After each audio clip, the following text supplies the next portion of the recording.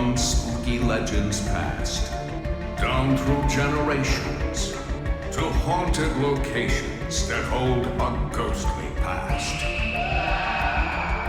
Come one, come all, come finders and seekers.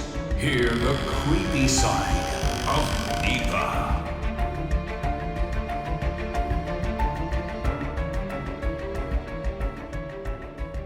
Welcome to the Creepy Side of NEPA. I am Dan Kozlowski.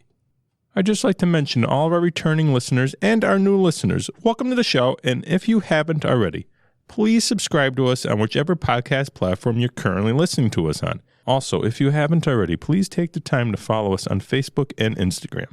That is the best way to get the latest show information. Before we get into tonight's episode, I'd like to talk a little bit about what we have planned for this summer. The Creepy Side of NEPA is once again going to do their virtual campfire episode. This is the episode where we turn the mic over to you, the listener. We are looking for you to share your own personal paranormal story, something creepy that happened to you in the past. If you have a personal paranormal story that happened to you and you would like to share with us, please submit your story to us at ghost@WNEP.com. And maybe we will pick you to share your story at the WNEP Creepy Side of NEPA virtual campfire. On tonight's episode, we have a very interesting guest. We have L'Aura Hladik Hoffman. L'Aura is a paranormal investigator and also author. She's written a few ghost books in the past, but tonight we're going to talk about one in particular, Ghost of the Poconos. L'Aura, welcome to the show. Hi, welcome. This is great to be here. Well, we're happy to have you. When I was looking online, I came across your book, Ghost of the Poconos, sort of spawned a little interest because we're trying to find different places within our viewing area of Northeastern and Central Pennsylvania, and that's part of our area right there, and we really haven't heard too many stories about the Poconos. Yeah, it's amazing because when I first moved out here, I was just tripping over one haunted thing after another. I thought, well, there's definitely a book here, you know? Sure. Yep, and that's a very popular area for vacationing and whatnot up there. People just like to go up there and sort of relax. Mm-hmm. Yeah, there's lots to do. So the book Ghost of the Poconos kind of works like a travel guide. I think it's helpful so people can figure out places to stay, places to eat. And then this way, if you're in a relationship where one of you is the avid paranormal person and the other one just wants to go to the spa, then the book really comes in handy because you can figure out something for both you're going to like to do. What are some of your favorite stories you came across up there in the Poconos? Well, I was amazed with, I knew as a kid about the Buck Hill Inn, just going there with my grandmother back in the 70s for a week. And it was just like right out of The Shining. When I saw the movie in 78, 80 or whatever, I believe it was the late 70s there. And I remember watching that and seeing the flashbacks to the grandeur of the hotel. And I was like, wow, that reminds me of when I was a kid at the Buck Hill Inn. And then you fast forward into adulthood and I come to find out, wow, all this stuff was going on up there, now that I know what I know about paranormal investigating. And sadly, you can't get in there. It's all marked off and everything, no trespassing. So, I'm a big fan of following those kinds of rules and not getting arrested. So, but then there were other places I found. I knew of Memory Town. I used to come up there as a kid, and then I got to work on it when I was working on the book, and I got to interview, I believe, Anthony Mahler, he's the owner. And he was telling me the different stories and things that they have going on. And even though it's still a beautiful place now for weddings, they've redone their barn and everything, they still have so many amazing stories, things that he's encountered, or where he turned around at one point. He was so afraid he thought somebody was making a noise in the print shop or whatever, and his father and brother were with him, and he was going to investigate it, and he turned around to say, hey, did you hear that? And they had already taken off out of one of the exits. They weren't sticking around, huh? So they didn't stick around, but eventually he did find the source, and it wasn't paranormal. Apparently there was a gentleman who was a little drunk and who was just leaned up against the door and hitting it with a stick and wailing in a drunken stupor. But But then they had their other issues where the one, I think he said a friend of his is like a former Navy SEAL, and he got very spooked, and I forget the exact circumstances, but he was quite spooked at it, you know. But then I also went up to this place, the Tom X Pub. It's over in East Stroudsburg. And when I was working on the book, I still was working like the day job. And one of the girls I worked with, she said, "Oh, my boyfriend and I went to this really cool pub, and we overheard this waitress talking about some ghostly happenings." And she goes, "I thought of you. Do you want to meet us there?" And I was like, "Sure," you know. Yeah.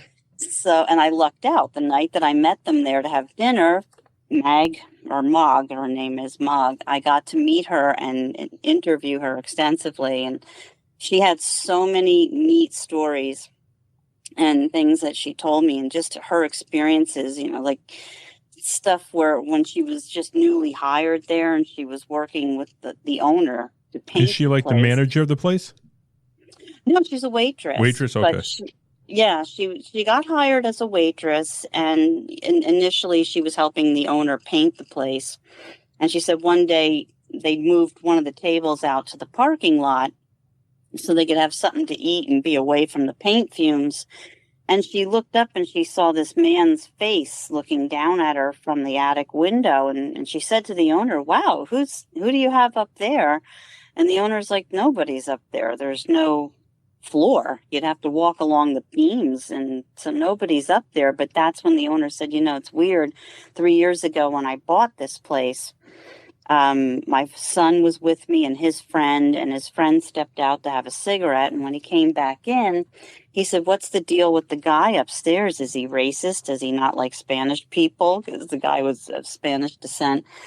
And that's when the owner was like, "No, there's nobody up there. You know, there's no flooring. Nobody could be." And he said, "Well, there was this guy looking down with a scowl on his face staring at me while I was having my cigarette." And so they don't really know the identity of who that gentleman may be or why he's up there in the attic. They do kind of assign some of the antics that take place in the pub to the former bartender, Gus, who had passed out. Well, he died of a heart attack behind the bar. And every so often, you know, things will be quiet and they're hanging out after closing, the waiters and waitresses and the bartender maybe hanging out and having a drink. And if there's like a tray, you know, where you pile stuff up on the tray when you clear tables, all of a sudden that'll just get knocked to the floor, you know? Now, does most of this stuff seem to happen to the employees or customers as well? Customers have had it happen as well. The one woman, but down in the ladies' restroom, it's in the basement, which is towards the original older structure. Like the foundation of this restaurant is about 100 years old. And the main dining room is above that foundation, but you have to go through the dining room and down a flight of stairs to get to where the hallway is that separates the ladies' and men's room. And one time a customer was washing her hands, you know, in the sink after she had used the facilities. And she looked up in the mirror and she saw a woman standing behind her. So she just wanted to turn around and say, "I'm almost done." And when she turned around, the woman wasn't there. Then they've had women that come running up in a state of panic saying, you know, "Were you knocking on the wall?" Somebody was knocking on the wall. And they're like, "No, nobody was down there." The one employee, he was on his way down one time you have to kind of climb through this little alcove to get to where the storage area is. And they sent him down to retrieve some stuff from the storage area. And they used to have this big, beautiful mirror that hung right at the bottom of those first set of stairs when you go down to meet that hallway where the restrooms are. And you have to make a really hard right to get back under that alcove to where the storage is. So he had come down the stairs and he went in, he picked up the stuff he needed. He was coming back to the staircase and he turned around and he saw in the mirror the reflection of a little boy sitting on the stairs. And then he looked back at the stairs and the boy wasn't there. Then he looked back at the mirror and he didn't see him, but then he jumped up the stairs. And they kind of laughed. They said every time they would send him down after that, you could hear him like doing 3 and 4 steps in a jump each time. I definitely don't blame him. Didn't want to take his time coming back up. Now, I know how you mentioned some parts of that building date back over 100 years. Do you know if that was always a restaurant and pub, or is that something before the restaurant? It wasn't always. It had its days, of just being like I don't know.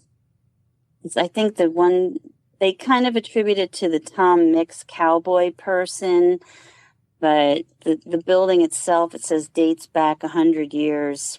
It had its brothel days. It was a speakeasy at one point, and it was rumored to actually have been one of the stops on the Underground Railroad. Okay, so it definitely had a little mix of history there.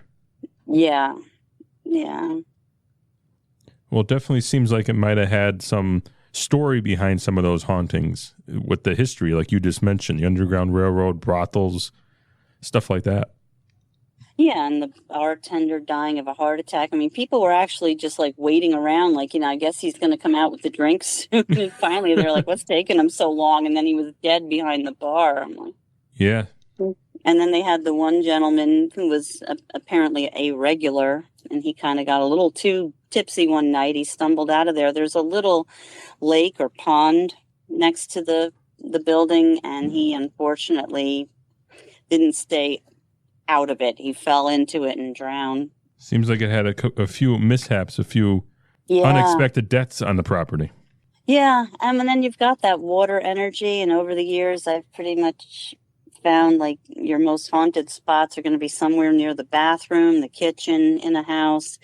If a property is like along the shoreline or has a lake or a water source, it's like water definitely helps to conduct electricity, and then you can have atmospheric conditions, so that's why most of those old Hammer horror films always are thunder and lightning storm, Yep. A horrible stormy night, but there's a lot of truth in that because of that atmospheric condition. Spirits get that energy that they can draw from and manifest.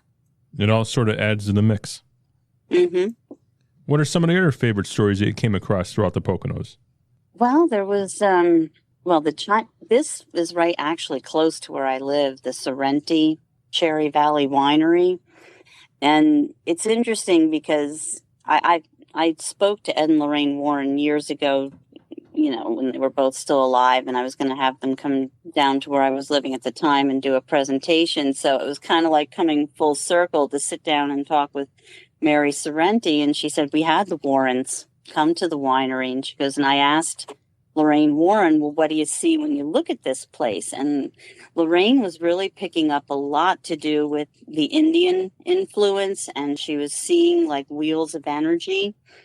Now, Mary took that to mean, excuse me, the one time she was doing like a drumming circle with a friend of hers, and these the only way I could describe it was like little white tornadoes started circling around the, what do you call that kind of structure? Gazebo that they were in. And she thought it was interesting that wheels of energy is what Lorraine Warren had picked up on. Now, they do have some interesting occurrences at this place wherein like the bottles are every shelf, and they showed this to me where their wines are stored, because they have a beautiful pizzeria place and a winery.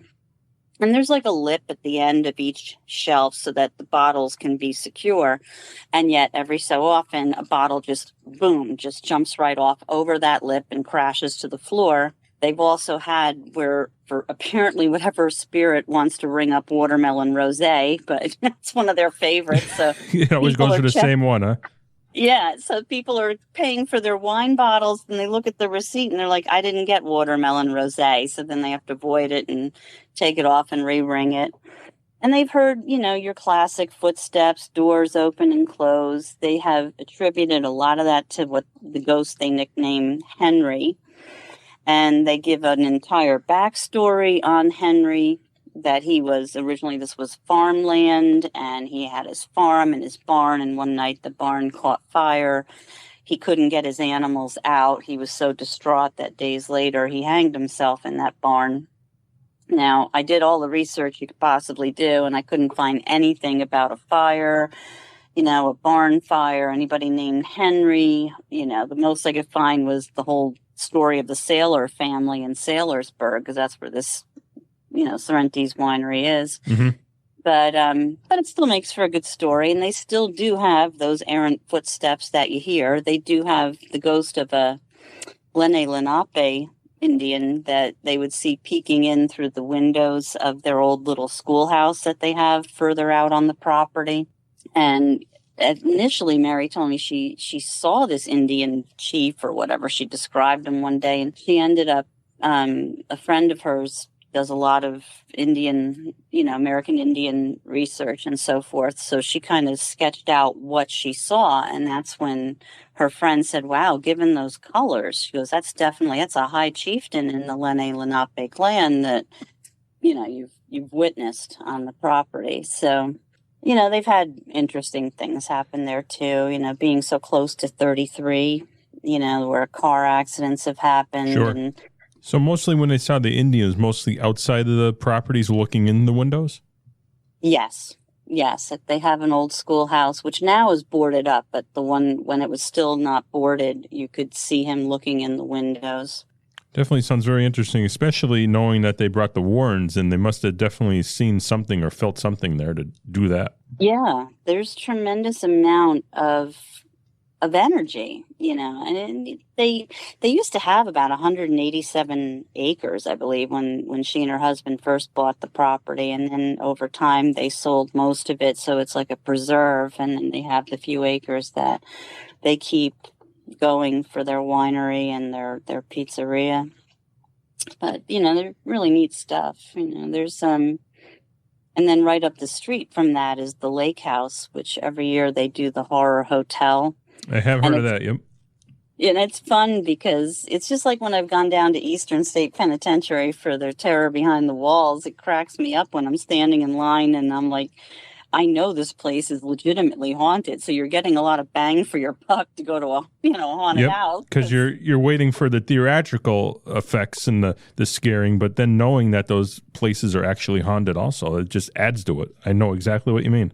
Yeah. Yeah, so and the Lake House, the horror hotel, it's got its legitimate hauntings. I was interviewing one of the actors, Joey, and he told me, he was sitting in the one room, I think it was called like the chapel or something, and he was sitting very still, and he could hear people getting ready to enter, and he said he could feel like a presence in the room with him, and he said in his head, "Good, you're here. Help me scare these people." And as they were entering the room, he said he slowly started to lift his head to try to look at them. And then the one girl screamed and jumped, which made the other one scream and jump. And the first one who screamed said, "He touched my shoulder." Well, the actors aren't allowed to touch any of the patrons. So he goes, "That wasn't me, Sounds like something else was in there with them. Yeah, so he did sense a presence, and that's when he said, help me scare them, and whatever it was took him to heart, but it kind of touched the one girl, made her jump out of her skin. It definitely sounds like they're getting their money's worth when they go through the Hotel of Horrors. Yeah, I mean, as a haunted attraction, I've been through it, and they do a really good job. The actors are very committed. It's pretty intense.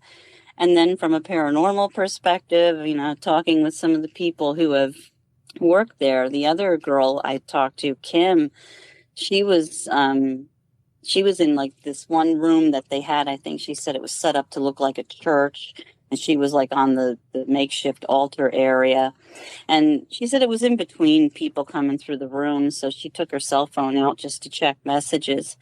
And as she was looking at her phone, she got this sensation of, like, turn around, look at me. So she like put the phone down and she turned around and she saw this visage of this young man. He kind of looked like he had been beaten up, and he had like dress pants on that were tattered and a white shirt and a skinny tie and floppy moppy brown curly hair. And he looked really sad and distraught.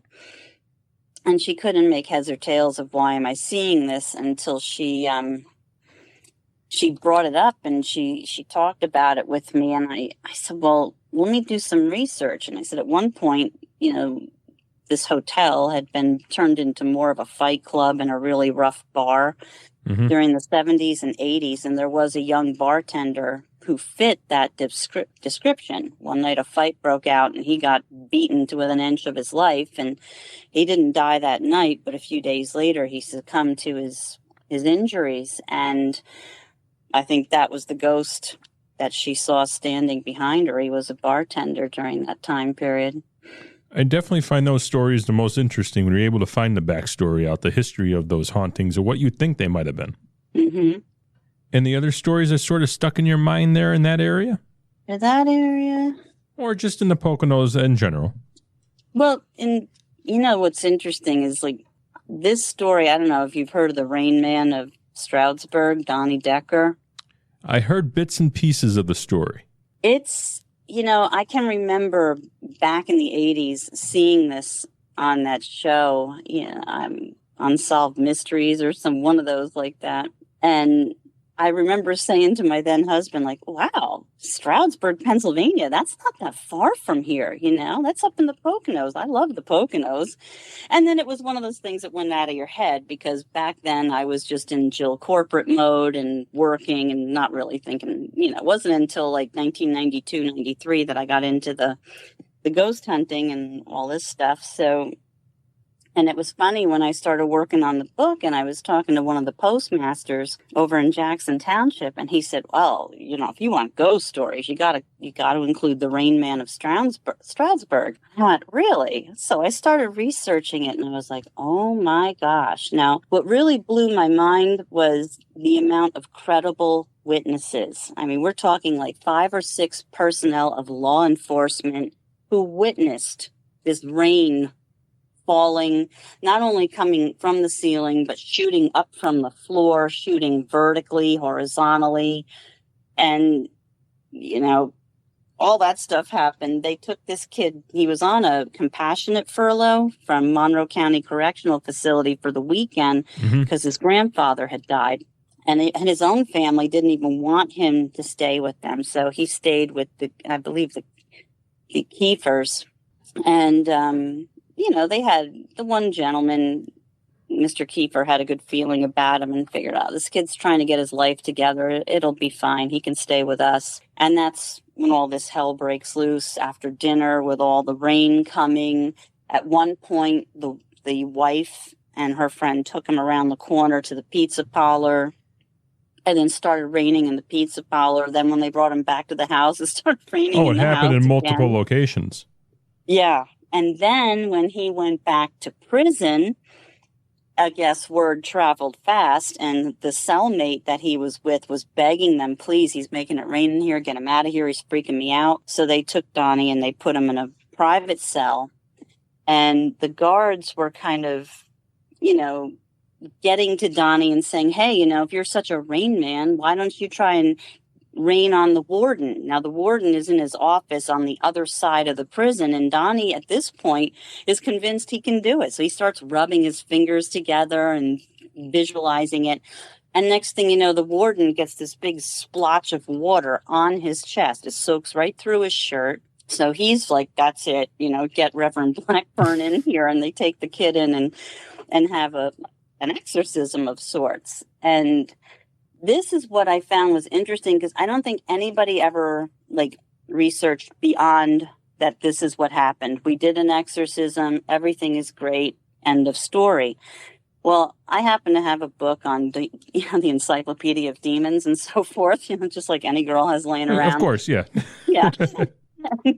So I went, something struck me about it. The way Donnie described this face of this evil old man with a crown on his head. That's when this all started. He was up in the bathroom at the Kiefer's house, just washing up for dinner. And he collapsed and he saw this man with this sardonic smile staring at him through the window with a crown on his head.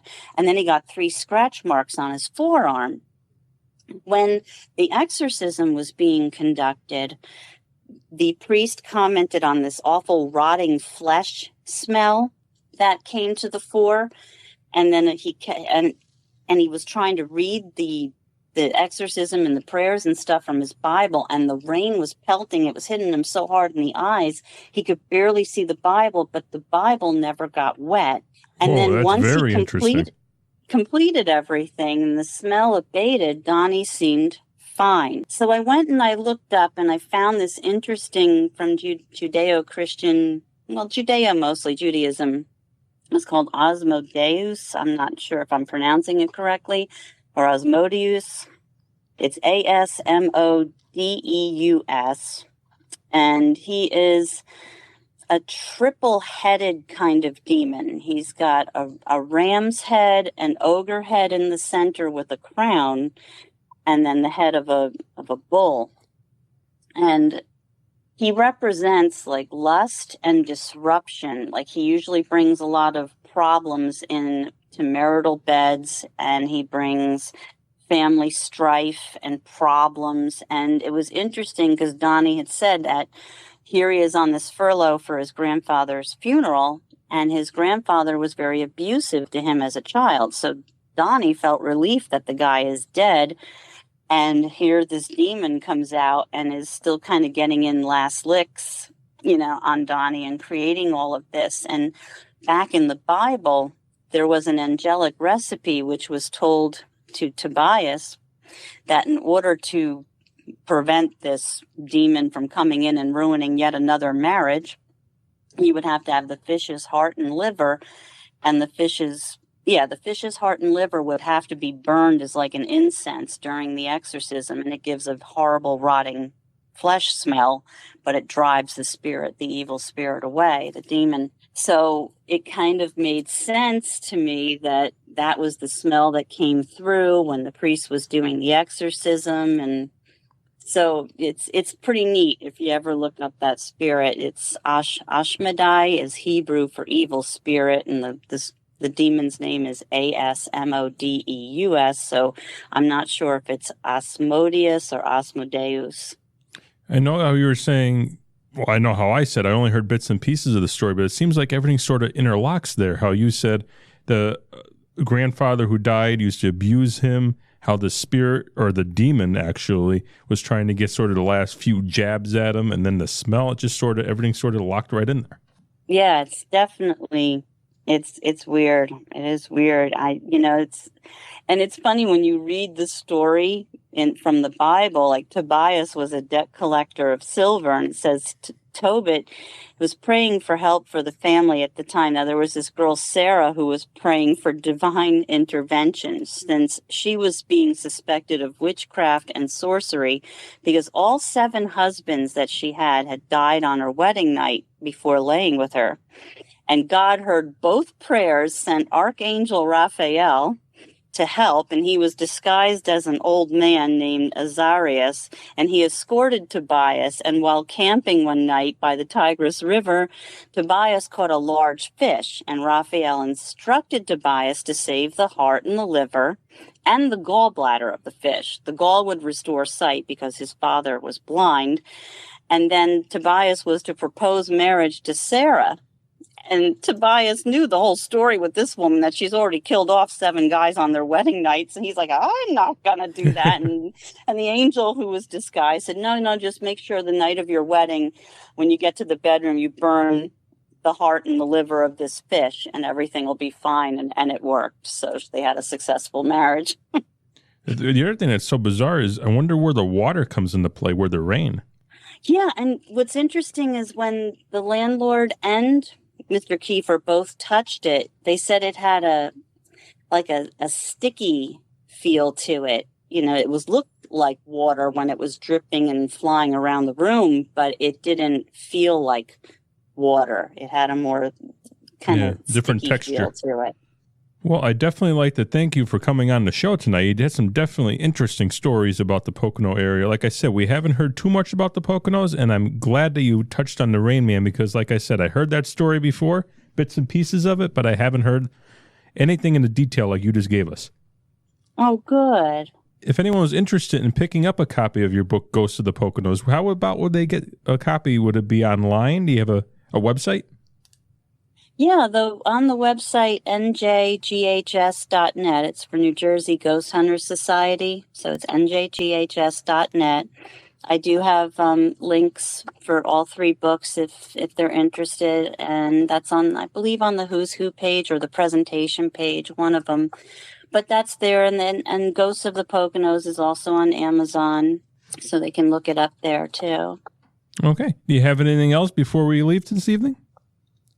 No. I'll be out presenting in the fall this year. So thankfully the whole COVID thing has come to a close and I can be out in person again. And I will be actually in the Poconos at the Emmaus Public Library in October. So if people want to check out, again, on the website, there's a presentation page. It lists the schedule. So they can always buy the books from me when I'm in person. And that way you don't have shipping and handling and you can get it signed. And I always offer a discount when I'm standing there in person. So if they want to wait till October, that's good too. So that website is the best place to get information for where you'll be next and naturally to pick up a copy of your book too. Right. And if you're having any kind of paranormal disturbances, the New Jersey Ghost Hunter Society, we provide all our investigations for free. So we're all about the research. So if you're someone who wants to learn how to paranormal investigate, you can join, and that's only a $25 lifetime membership fee. And if you're someone experiencing something otherworldly in your household, then shoot us an email and we can always send out a team. It's discreet and we investigate and provide you with a report of findings within 2 weeks. And one more time, what was the website again?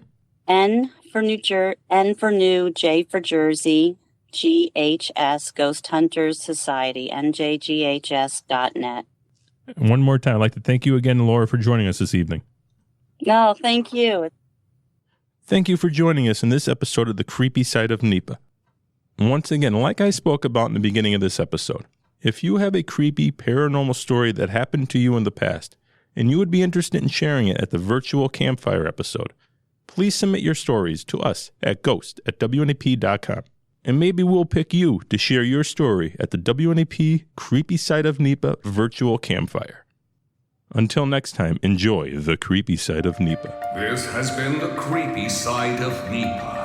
If you have a spooky story that took place in Northeastern or Central Pennsylvania, send it to ghost@WNEP.com for your chance to share it on an upcoming episode.